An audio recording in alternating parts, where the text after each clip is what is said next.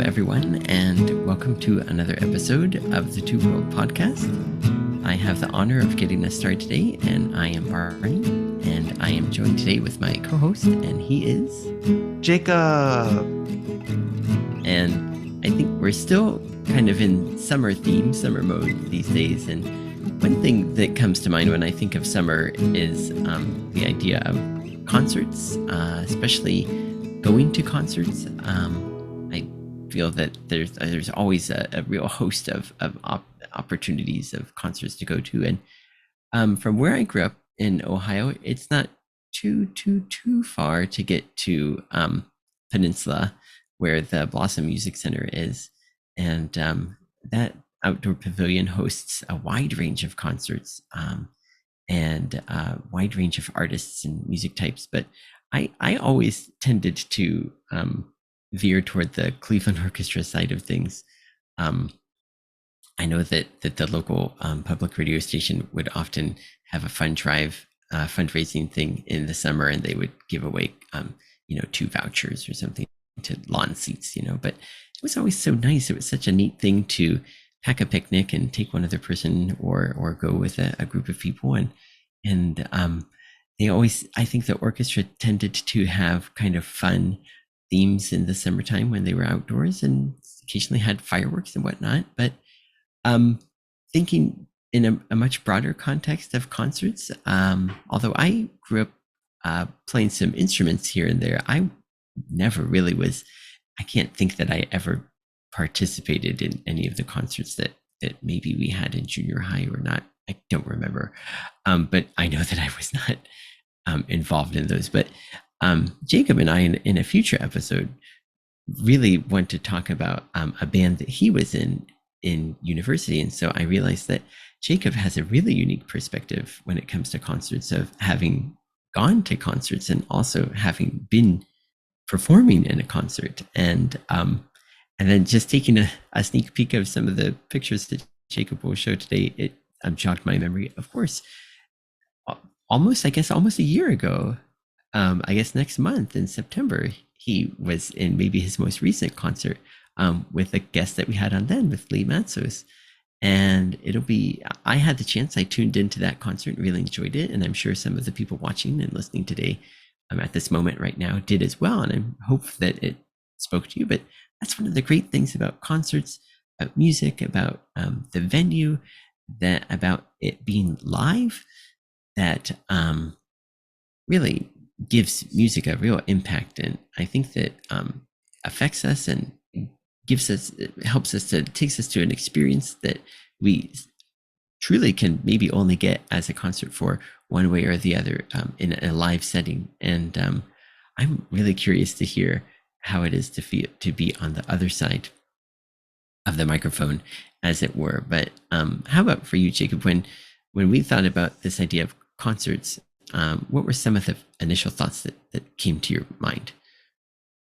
Yeah, so like you said, Barney, it's very special to participate in a concert. So I was thinking of ones that I've had the chance to be a part of over the years, and the preparation that went into getting ready for those, and the feelings and the emotions before the concert began, and then what it was like afterwards, and I guess the dynamic too while the concert's happening, that how it feels to be interacting with an audience. So I thought of those things, but then I also thought of some amazing performances that I've seen professional musicians offer, some of my favorite concerts in that setting.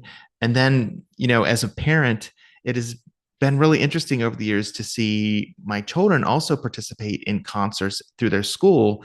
And so that has been yet another layer. So for me, it's about like personal experience, being involved with the concert directly, but then also appreciating what professional musicians do or other local musicians. And so, yeah, those were the first things that jumped out to me. I remember as a young child, my sister, who was 7 years older than me, went to a lot of concerts. And I remember her talking about how great they were, and how when she would have one that she was planning to go on, how she would get so excited ahead of time. And then she would have stories of things that happened when she went to the concerts, often funny things that would happen with her friends. And so I remember always kind of thinking, oh, I wonder what those concerts are about. And I wonder what that's like. And then when I got to be in high school, I went to a few and got to experience it, like that huge sense of a large crowd and the volume being so loud, from the huge PA and speaker systems, and just seeing like a musician perform a song that you'd heard on the radio, but performing it in person, and that different dynamic that's there, and the excitement as people would cheer when they came on the stage. So some of the concerts that I went to were like, I guess you'd say, just contemporary, well-known artists. Like I remember going to see in Wheeling, West Virginia, the band Rusted Root, which was kind of a local band that was known somewhat larger than just in our region. But that was one of the early concerts that I went to, and I went with some of my friends, and we were all so excited because we knew their music beforehand. And then I remember going to a Steve Miller Band concert, which was interesting because they have a lot of hits, that you've heard on the radio over the years. And so the excitement of hearing them, and just, all of the lead up to the event, people um, finding their spot in the lawn, putting out a blanket and anticipating them coming on. And then most concerts have multiple artists. So, you have the opening act, and then eventually you get to um, the main performance of the band you've been waiting for, and how exciting that is. And I remember too, when I was in middle school, going into high school, um, our youth group took a trip to Washington, D.C. for this big Christian convention. And there were some artists who were performing there in like a kind of a concert setting, and being excited about that, hearing DC Talk at the time, they were really big. And some like older but also known artists like Michael W. Smith and Amy Grant and things like that. And so I guess whether the music was secular or religious, the concert experience is very unique. And being with a large group of people, that sense of spectacle and sense of excitement of a crowd, that the dynamics of people anticipating together, something's coming, something's coming. And then when the person appears on stage, everybody cheering and clapping. And so those were some of major thoughts that came to mind for me. How about for you? Are there some prominent concert memories or shows that stand out to you as ones that were your favorites, or that you really remember they left an impression on you?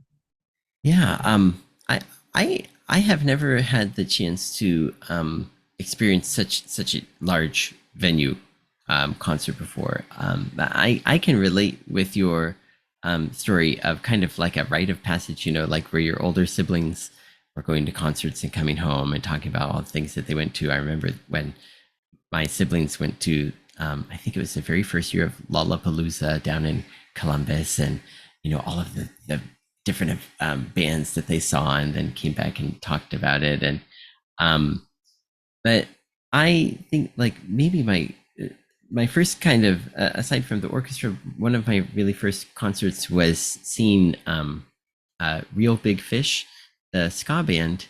And I was I was at a friend's place down at Purdue University, and my other friends and I from Goshen were hoping to see a different band, but they suddenly canceled. And the rumor was that they found that the venue was a little bit small, and they said, "Oh, we're not going to play at such a small place," and then they canceled. Then my friend at Purdue said, "Well, the next day, Real Big Fish is there. We can just exchange the tickets. Why don't we go see it?" And it was such a fun experience because it was a smaller venue, and I didn't know at the time, but they're well known for playing on college campuses. And there was one time where some, I guess, college age girl, she held up a sign, and and then they kind of joke around with the audience a little bit, and then they pretended that they were having trouble reading the sign, and they read the sign, and she said, "Can I sing this certain song with you guys on stage?"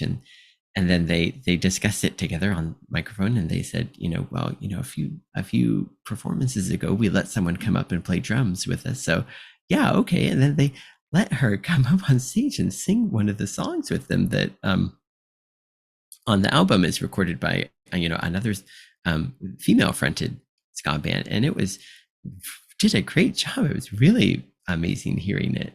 Um, and but I think something like that, these unexpected things and the participation with the audience that you can get in a smaller venue was amazing. But I think one concert that I had wanted to see for a real long time.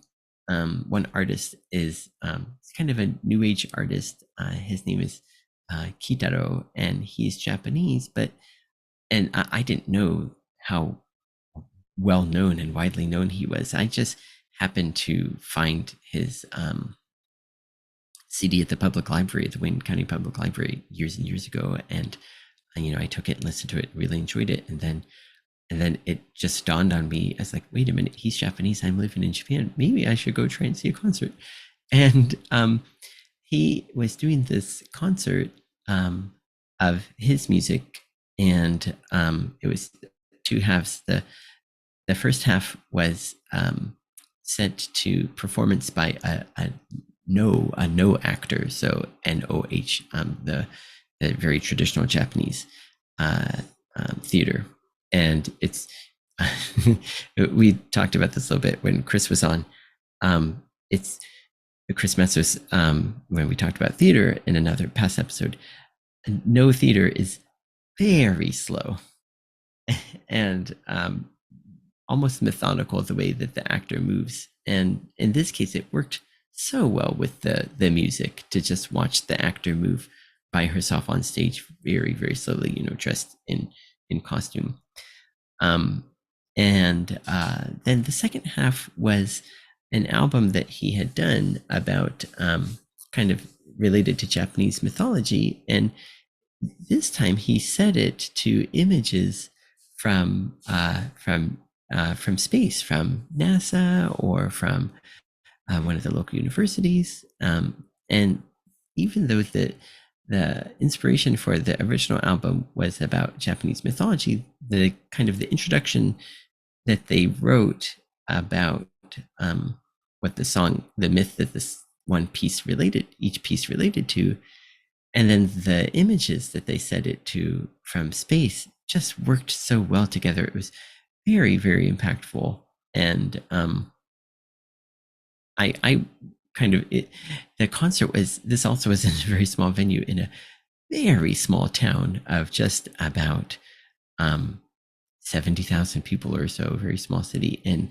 And so then I thought, well, maybe he's not as famous as I think he was. And I had these delusions of, I wonder if maybe he'll see me, during the performance and say, whoa, hey, here's this, foreigner. Maybe I'll talk with him afterwards, And I said to my wife, I said, I wonder, what should I say if we have the chance to talk afterwards? And she's like, do you really think that you'll get to talk? Because she understood how famous he was, and the very lengthy, extensive career and multiple Grammy Awards that he has won.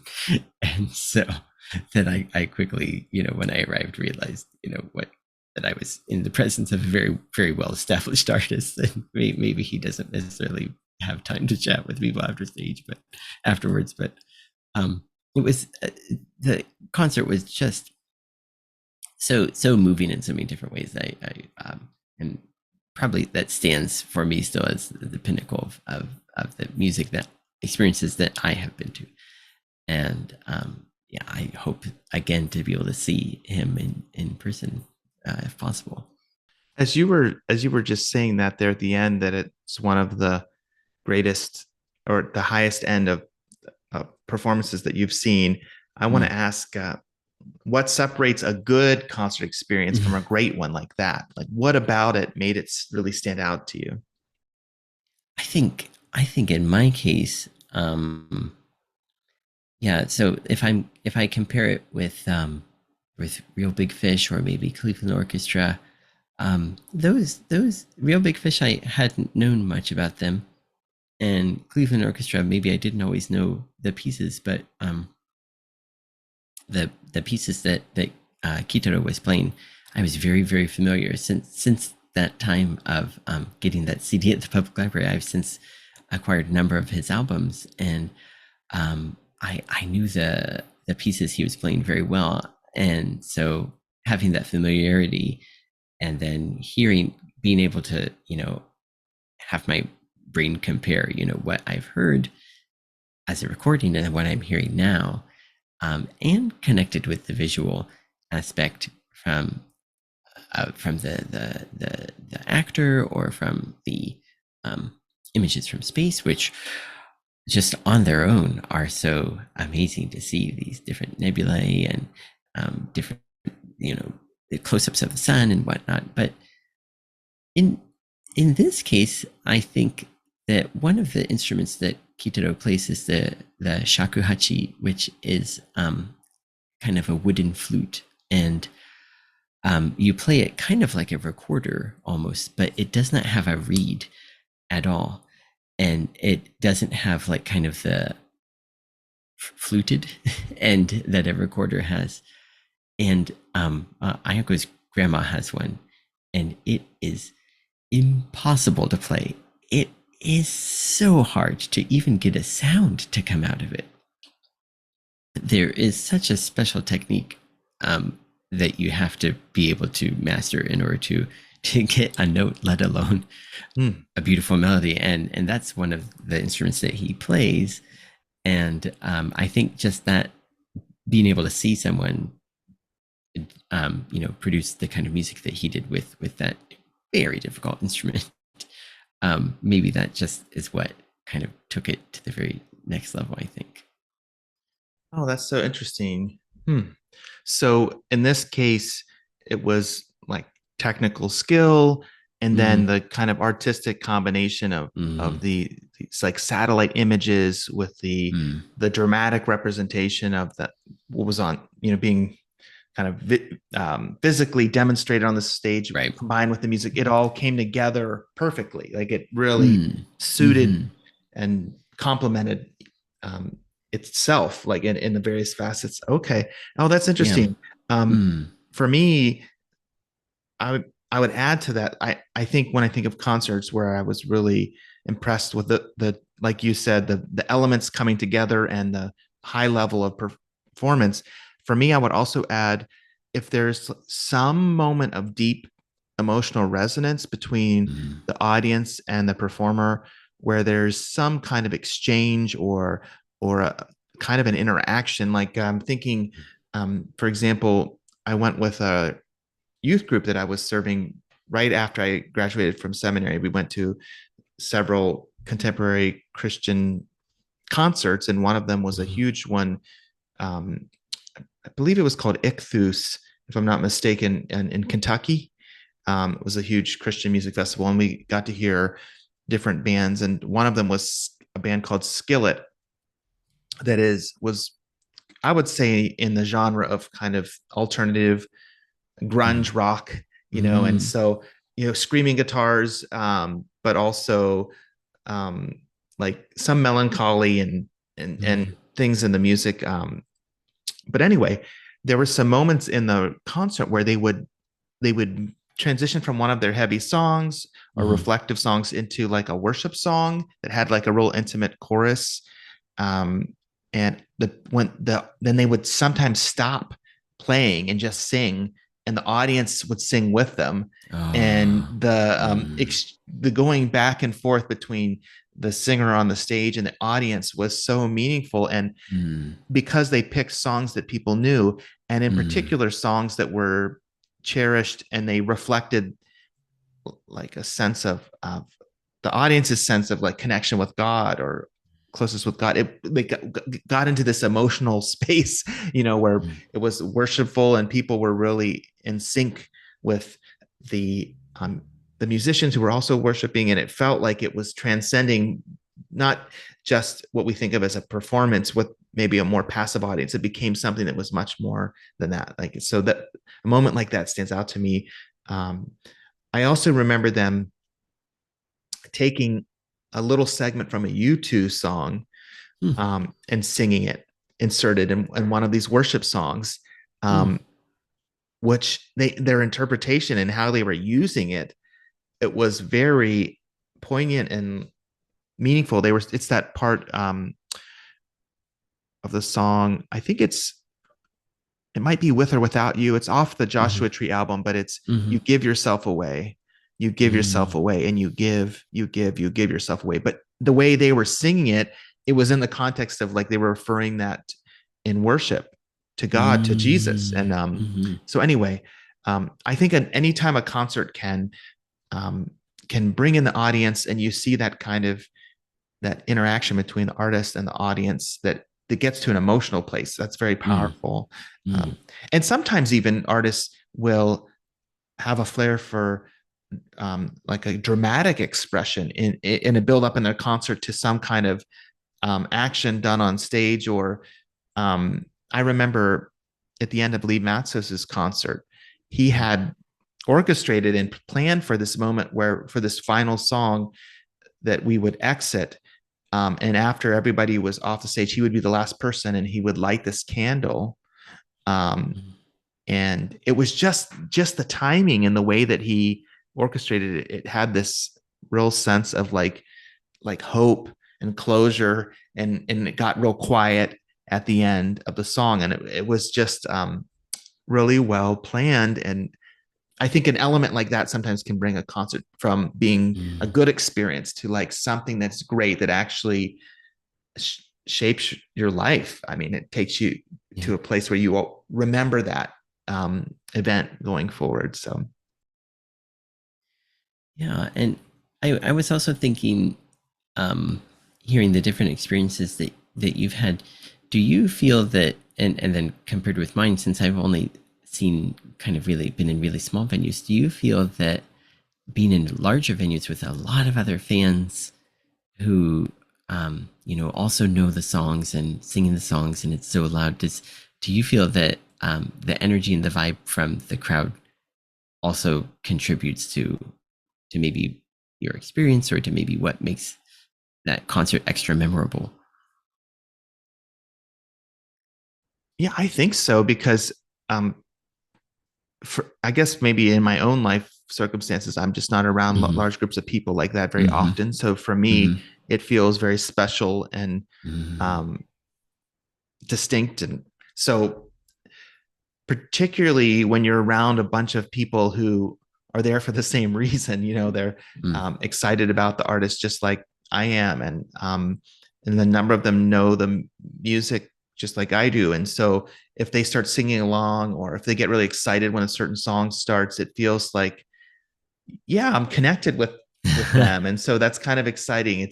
I think you could probably get that same energy from a sporting event, cheering for a team that you really care Mm. about, or from a Mhm. dramatic presentation or a musical, like going to see Mm. Hamilton, or and a certain song starts, I'm not giving up my shot or something, and everybody knows, or like any type of public performance, Mhm. even a speech, like if you're in a crowd and the speaker Mhm. has a line in there that really grabs everybody's Mm. imagination, Mhm. and Mhm. there's people react, it's um I think they're at its best, a crowd of Yeah. people can have an energy that's kind of contagious and can Mhm. be like exciting to participate with. How about for you? How do you feel about large crowds? Yeah, I don't think that it was intentional, but I think that when I want to go to like a concert or a movie, or like a musical, especially if it's something that I'm really, really looking forward to, I always find myself hoping that there won't be many people there. Hmm. Um, yeah, I think that I feel that I really enter into the experience very deeply when I'm at like even a movie. Sometimes when I leave the cinema, I feel a little disoriented. I'm like, oh whoa, this is still Japan. I thought it was in America. You know, um, and so I feel like I want to be able to have the most concentration I can, and so I don't want to like it, not accidentally, but kind of be distracted by the noticing the other things going on around me by from the people there. And so I don't know. So one one band that I really appreciate that I've always liked, thanks to my sister, is Fish. Um, that they tend to play kind of improvise. Why can't I get this word? They improvise a bunch in their music, and I think that I would just really enjoy seeing their concert. This would definitely be one of the large venue, large crowd concerts, and I don't know. I feel that I would want to be able to kind of feel like it's my own personal experience, but I would really be there within such a large crowd of different fans. And then that would be interesting to experience being there with all the other people, especially because you never know what to expect with their music since it is improv. I still can't get the word. Um, Improvised um, and I think that would be one case where I think that would suit me very well, being able to be in that large experience and sharing, um, you know, having a shared experience with everyone there at the same time.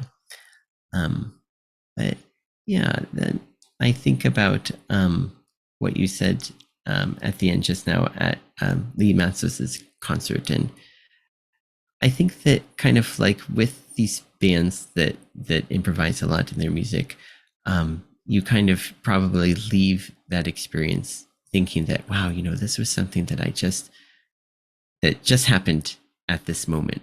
That it won't quite be repeated in the same way in another event, and I feel that must have been having I saw it on YouTube, but having actually been there at Lee's concert, especially since his songs were so personal and had such deep meaning, and kind of were still about themes that we can all relate to, and connect with, and then that bringing it all together with that action that you said. I think that must have been something that probably you felt like, wow, this only could happen here in this setting.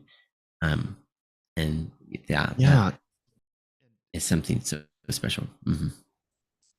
for sure. And I just want to say too, I think we might benefit too from thinking about where an artist is in their life journey Mm-hmm. when they give a concert. And in that case, for Lee, we know this from our interview we did with him Mm-hmm. that that concert was um, a very special time and step along the way to where he is today because he had gone through a period of difficulty after having a concussion where he couldn't perform publicly.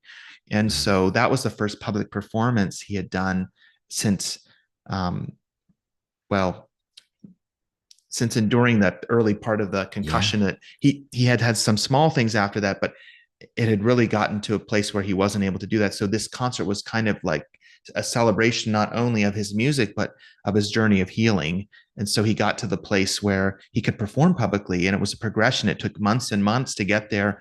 And I remember meeting with him before the concert in the early phases and kind of exploring the possibility and just having the hope, will I be well enough when that day comes to Oh do this? yeah.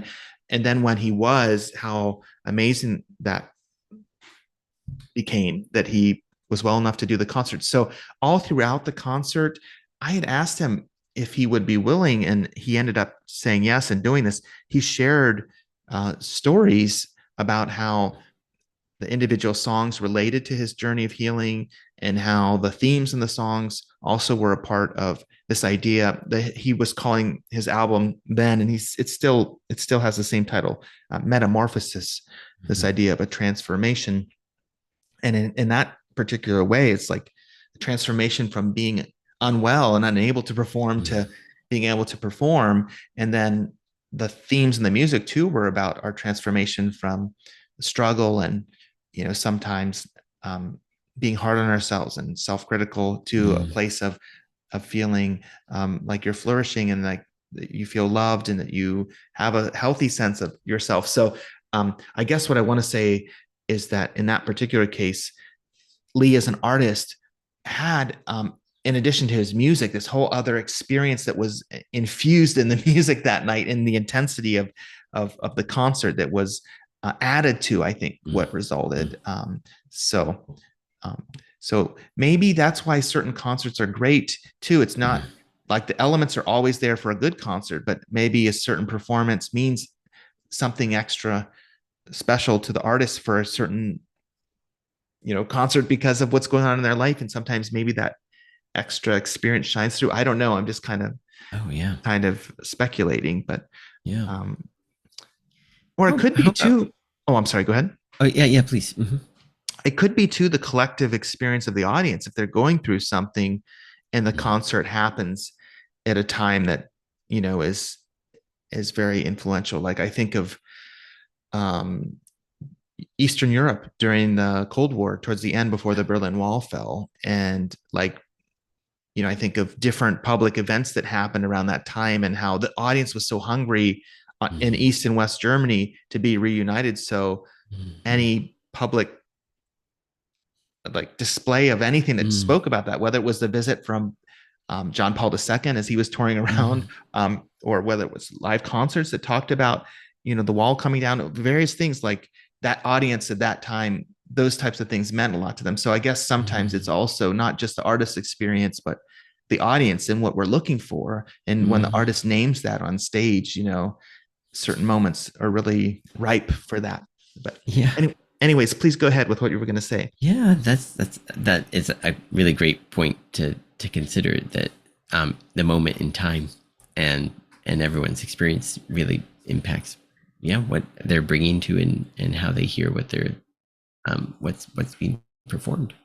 But but then speaking of that, how about in your personal experience, getting ready for Lee's concert, and then the times that you performed with Drenched?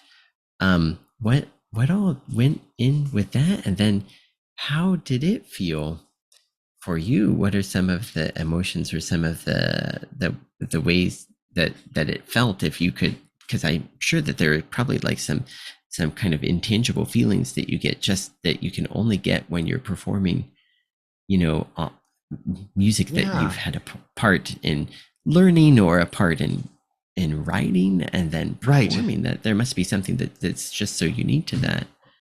Yeah. So I would say that each of the experiences I had with live performances were kind of shaped by the type of music that was being performed. So when I was in high school, I was a part of a cover band, and we played at school dances. Our name was Likewise. And Nice.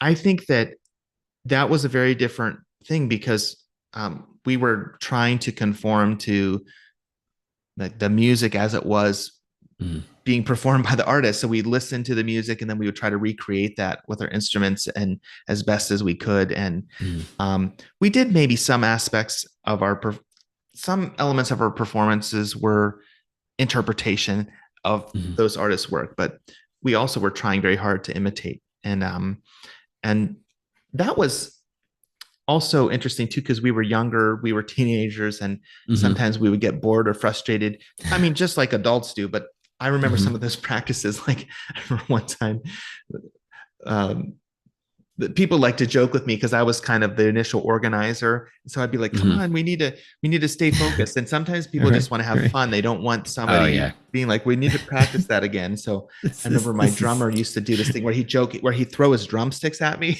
uh-huh. but he'd lob them slowly so I could see him Right, coming, right. and they'd be like, Coming, yeah. they would be flying towards me, and I could dodge them. But if I wasn't on my toes every once in a while, Right, they right. they kind of get me. But Yeah. and then sometimes people, they would like revolt, and everybody would be playing, like they would know I was trying to like rein Hmm. them in, so they would all like just start playing their own thing or singing their own Oh thing. no. It was like this cacophony, almost like a jazz song, like Mm, mm. but it was still a lot of fun. And Mm, but that was very different than when I was in college with Drenched and writing music.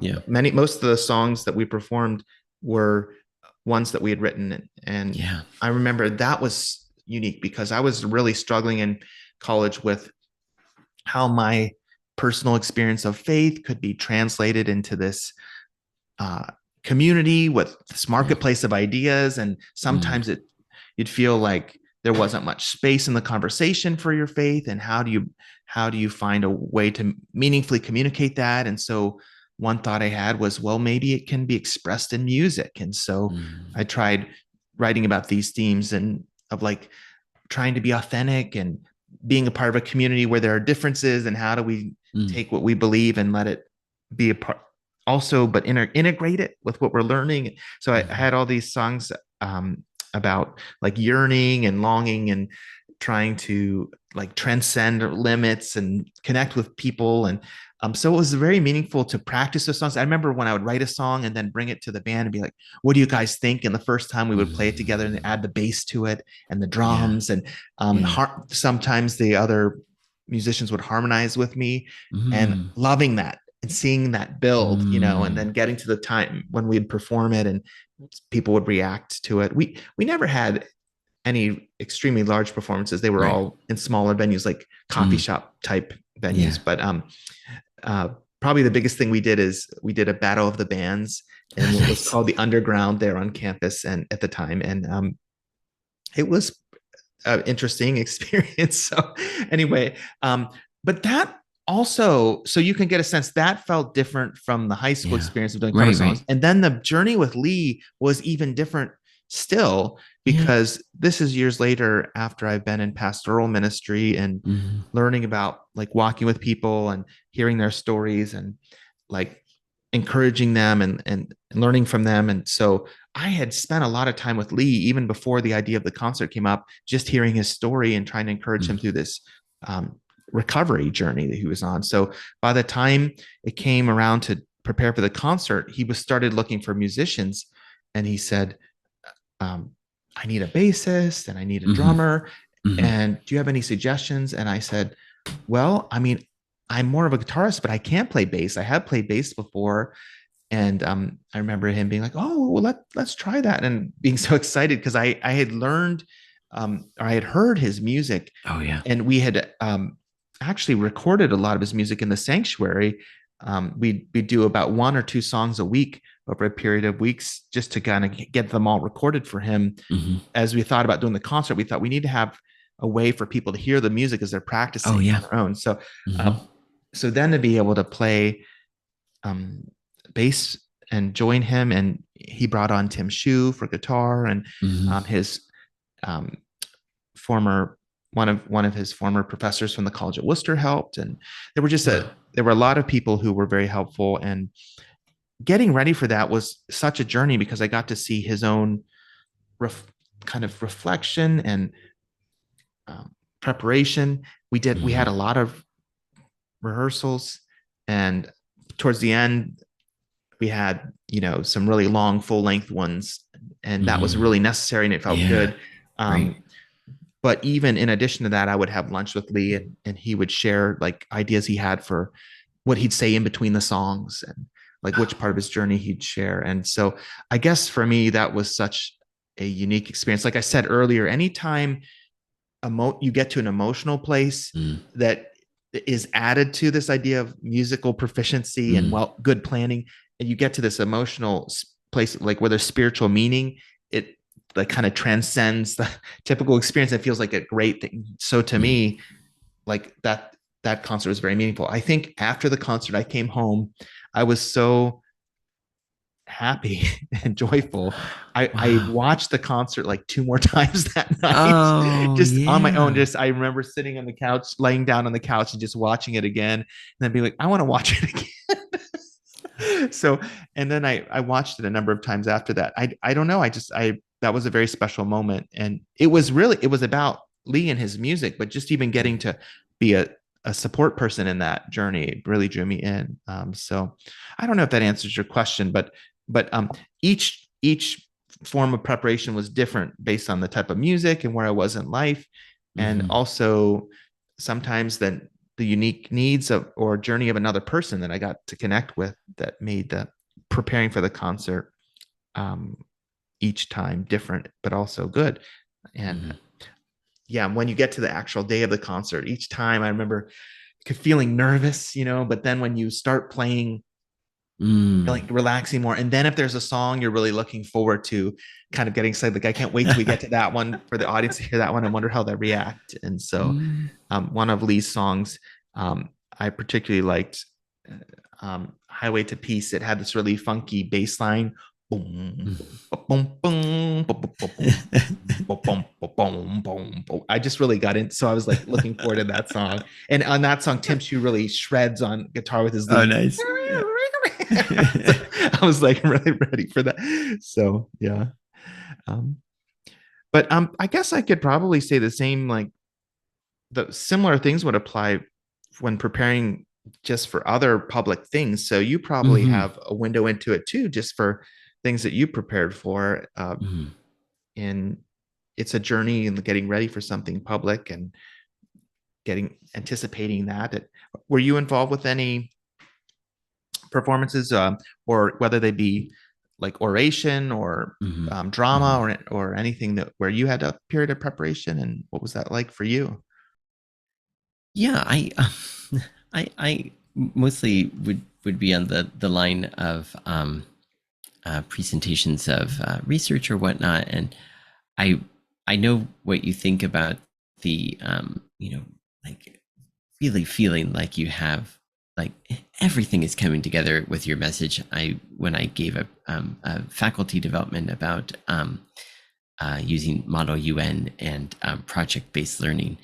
And we had just a few months ago had a professor from the University of Pittsburgh Medical Center come, and he had this wonderful line about also about using project-based medicine or project-based learning, and he said, it comes down to do you trust your students?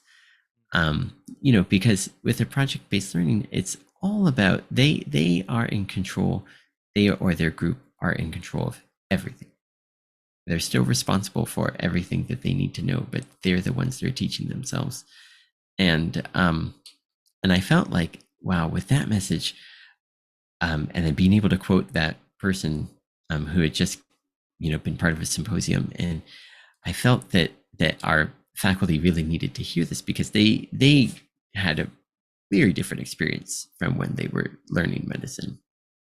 And I I know also how you feel about being excited because I my my friends and I in university we liked to watch the cartoon called Aqua Teen Hunger Force, and they always had these real short, very very short clips at the very beginning about some strange guy called actually Doctor Weird, and he had this one message where he makes this so sorry he makes this robot and he sprays it in the face, and it's such a nice gentle rabbit robot, and then he sprays it in the face with perfume and it goes crazy, and then that's how this cartoon starts.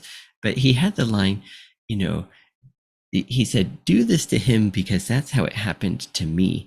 And I thought, wow, that is so perfect. If these professors teach the way that they were taught, then their poor students are going to not have they're not going to meet what the vision of this university that our dean of education had for interactive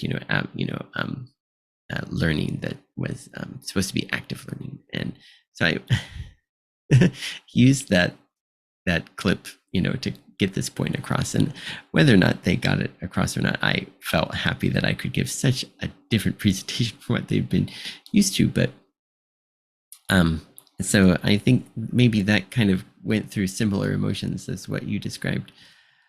But then, yeah.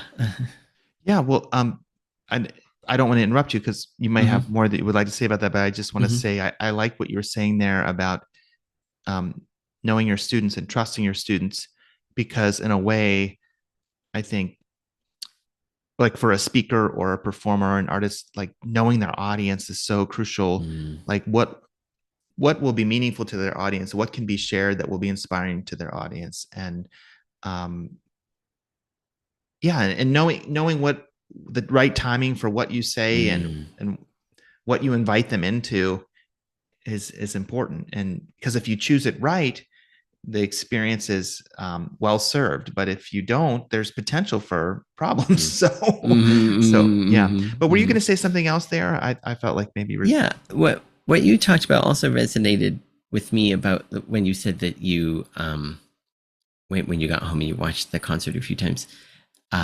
When that made me think of the time where you asked me to take part in the series, the Lenten series, and asked me to give the message one week, and I did the message, and I That was a great message, really, by the way. oh, thank you. Yeah. Yeah, I really didn't know what direction how to do it. That was my very first time ever giving a message for church, and me too. Then I just was so proud, if I can say that, of what I did, and I too have watched it over many times since then. And it's one of those times where the message comes together or the performance comes together, and you feel like, in my case, I couldn't see the audience receiving what I was saying, but you feel like this definitely will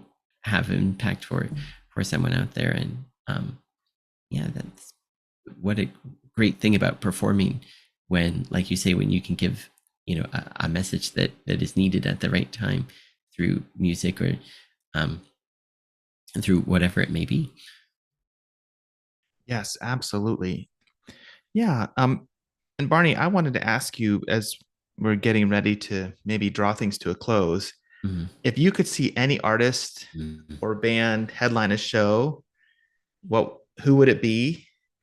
Yeah. And it could be as epic as you like, Oh or yeah. as small scale and personal as you Right. Right. like. Right. But Right. just Right. if Yeah. it could, you can pick any artist from the Oh past yeah. up till the present. Any combination of, like, you could say, I'd like to see a band of these Mm. artists together Hmm. performing. So if you could see any artist or band combination, who Yeah. would you select? I've thought about this for a while, actually. So I have also, since university, I've been a really big fan of Tangerine Dream, which is a new age, a German group that has been around for years and years. And they had one member that was, they changed members changed over at the time. They had one member that was one of the founding members that was there the entirety until he passed away. And just reading about their concerts, sometimes they do them in pitch dark, sometimes they just have the tiny bit of lights going on, and but sometimes it's just full scale show. And their music sometimes can be very kind of ambient, and sometimes Fish as well will do a set that's all ambient music. And so if there could be some way for those two bands to come together and do a show, that I think would be just the ultimate show that I could ever go to. And I don't know that it would ever happen, but if something like that ever happened, boy, that would just, wow, that would beyond my imagination. But how about for yourself? So in my scenario, um, I would like to have a time machine, and these musicians are all getting to know each other, and they put on a performance together. But it is Paul McCartney on bass, Oh, Dave Grohl on drums, um, Jimi Hendrix on guitar, oh, and Jack Black on vocals. oh, man. I just think that would be a really fun combination. And Jack Black, as goofy as he is, he's actually quite Oh a yeah, really yeah. gifted and talented singer as well. So I think they would have a lot of fun. But Mm. then also there could be some serious moments too. So I think that would be a fun combination. I did see a video where Jack Black and with his band Tenacious D Mm. and Dave Grohl with Hmm. his band Foo Fighters Oh wow. happened to be, I think it was in Brazil or Mm. another, maybe neighboring country. But anyway, Hmm. they went out together to a restaurant where there was Oh, this local wow. game that they were playing, and the bands were competing against each other. But it looked like they were having so much fun. So Oh, that I know sounds at least cool. those two would Oh, interact oh well. yeah. So Oh yeah. Yeah, yeah, right. yeah. Maybe we could throw in with Jack Black. It as another vocalist, Bono from U2. They could kind of Oh harmonize it. yeah. But Oh what wow. what did you think of Jack Black's Peaches song from the Mario movie? Yeah, that was so fun. Peaches, peaches, Oh, peaches, I peaches, know. peaches, peaches. I'm so glad that it comes back at the very end of the I know. the movie too. Yeah. Oh yeah. There was a video of him singing that song in a Bowser costume. Well, it was kind of a green suit with like a Okay. hairpiece. Oh, Uh-huh. it's Uh-huh. just tremendous. That's awesome. I love you. Yes. I Hey, love the range really, from low to high. exactly. And his voice is very nice to listen to too.